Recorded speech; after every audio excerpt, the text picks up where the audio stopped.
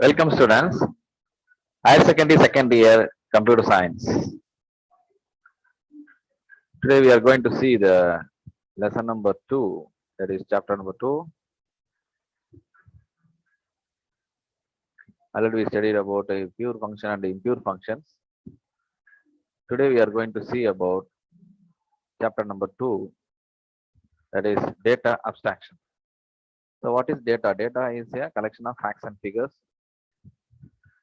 Then we are going to use in a abstraction type. Okay. So after the completion of this chapter, the student will be able to understand. So what are you going to understand from this lesson? What is abstract data structures? Next one, abstract data type. Difference between concrete and abstract implementation. Pairs. Data abstraction is structure. So these are the things we are going to study here. The 2.1, data abstraction and introduction. Data abstraction is a powerful concept in computer science that allows programmers to treat codes and objects. So இது என்ன பண்ணுன்னா உங்களை நீங்க programmer என்ன பண்ணுவாங்க, coding எழுதுவாங்க. அந்த coding எல்லாமே எப்படி ட்ரீட் பண்ண போறோம்னா ஆப்ஜெக்ட்ஸை ட்ரீட் பண்ண போறோம். ஆப்ஜெக்ட்ஸ்னா என்ன, ஏதாவது ஒரு பொருளை நம்ம இப்போ ஞாபகம் வச்சுப்போம். இப்போதைக்கு நம்ம ஏதாவது ஒரு பொருள் அப்படிங்கிறத ஞாபகம் வச்சுப்போம்.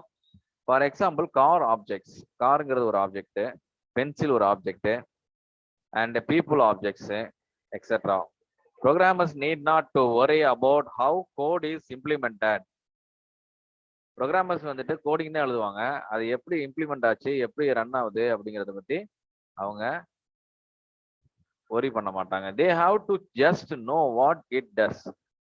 ஸோ அது என்ன செய்யுங்கிறது அவங்களுக்கு தெரியும், பட் அதை வந்து இம்ப்ளிமெண்ட் பண்றது அளவுக்கு அவங்க வந்துட்டு worry பண்ண மாட்டாங்க.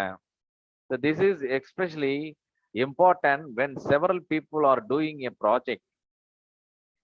Here, project refers to the programming. With the data abstraction, your group members won't have to read through every line of your code to understand. They can just assume that it does work. So உங்களுக்கு வந்து ப்ரோக்ராம்ல ஒவ்வொரு லைனும் எப்படி work பண்ணணும் அப்படிங்கிறத பத்தி group members கவலைப்பட மாட்டாங்க. ஆனா வந்துட்டு அவங்க எப்படி இது ஒர்க் ஆகுங்கிறத ஒரு அசியூம் பண்ணி வச்சிருப்பாங்க. ஓகே.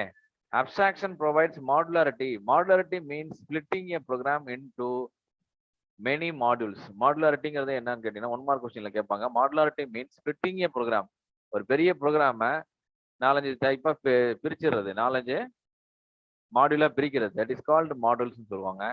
கிளாஸஸ்ங்கிறது என்னன்னா ஸ்ட்ரக்சர்ஸ் சொல்றாங்க. Classes otherwise is called as structures. ஞாபகம் வச்சுக்கோங்க. Structures are representation for abstract data types. இதெல்லாம் வந்து உங்களுக்கு abstract data typesக்கு யூஸ் பண்ணக்கூடிய ரெண்டு மெத்தட். ஒன்னு என்னன்னு கேட்டீங்கன்னா modularity, second one is structures. ஏடிடின்னு சொல்லுவாங்க, abstract data types. ஸோ எக்ஸ்பான்ஷன்ல கேட்டாங்கன்னா நீங்க எழுத வேண்டியது ஏடிடி. ஏடிடினா என்னது? abstract data types. So abstract data typesனா என்னன்னு பார்க்கலாம். Is a type of or class. இது வந்து ஒரு டைப்பா இருக்குன்னு சொல்லுவாங்க. அதே மாதிரி or class for objects whose behavior is defined by a set of value and set of operations. Objects whose behavior is defined by a set of value. So உங்களுக்கு வந்து ஆப்ஜெக்ட்ஸ்ல என்ன சொல்றாங்கன்னா செட் ஆஃப் வேல்யூ இருக்கும் and set of operations இருக்கும். Set of operations உங்களுக்கு வந்துட்டு 2-3 operations எல்லாமே சேர்ந்தா ஒரு செட் ஆஃப் ஆப்ரேஷன்ஸ் சொல்லுவாங்க. Okay. The definition of ADT only means what operations are to be performed, but not how these operations will be implemented.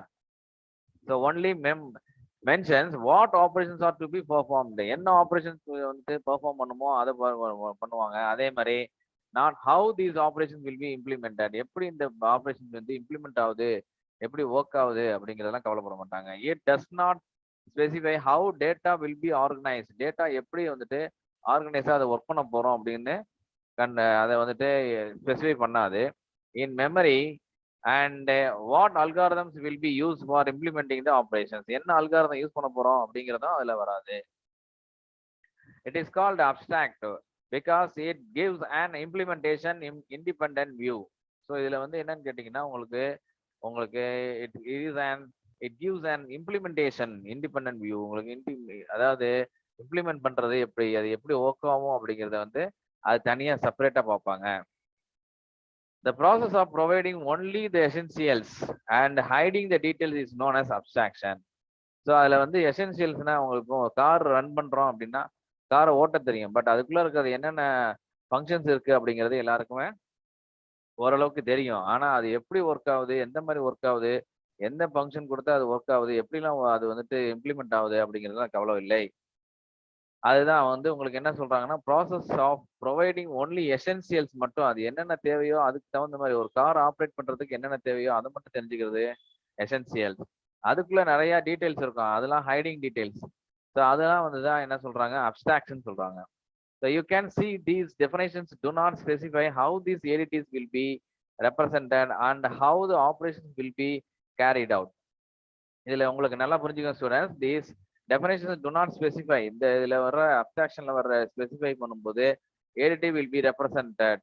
அதாவது என்னன்னு கேட்டீங்கன்னா அப்ஸ்ட்ராக்ட் டேட்டா டைப் என்னன்னு சொல்லுவாங்க, ஆனா அதுல வந்துட்டு operation will be carried out. அந்த ஆப்ரேஷன் வந்து என்னென்ன செய்யணும் அப்படிங்கிறத அது செஞ்சிடும்.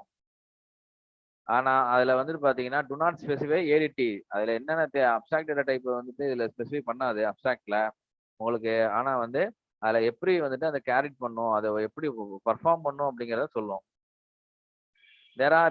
there can be different ways to implement an ADT. For example, நிறைய வேஸ் இருக்கு உங்களுக்கு இது ஏடிடியை வந்து டிஸ்பிளே பண்றதுக்கு ஒர்க் பண்றதுக்கு நிறைய வழிகள் இருக்கு. For example, the list ADT can be implemented using singly linked list or doubly linked list. Singly linked list and doubly linked list use பண்றாங்க.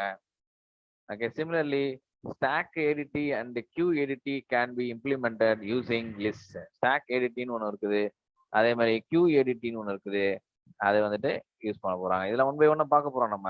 அதாவது singly linked list, doubly linked list. சிங்கிளா அதை வந்து link பண்ணிருப்பாங்க, அதே மாதிரி double மோர் தென் ஒன்னு connect பண்ணிருப்பாங்க. அது எப்படி தான் லிங்க் பண்ணிருக்கோம் அப்படின்னு சொல்லி நம்ம பார்க்க போறோம். இது வரைக்கும் உங்களுக்கு இன்ட்ரோடக்ஷன் தான். Data abstraction replicate how we think about the world. டேட்டாங்கிறது இந்த உலகம் எப்படி இருக்கும் அப்படின்னு நம்ம திங்க் பண்ண போறோம். ஆக்சுவலா இந்த உலகத்துல இங்க என்ன இருக்கும், அது இங்க என்ன இருக்கும், அந்த இடத்துல என்ன ஸ்பாட்ல என்ன இருக்கும் அப்படிங்கறத வந்து அது நேரடியா அதை போய் பார்த்தா தான் தெரியும் நமக்கு. பட் உலகங்கிறது எப்படிலாம் இருக்கும் அப்படின்னு ஒரு ஜஸ்ட் ஒரு திங்கிங் தான். For example, when you want to drive your car, you don't need to know how the engine was built.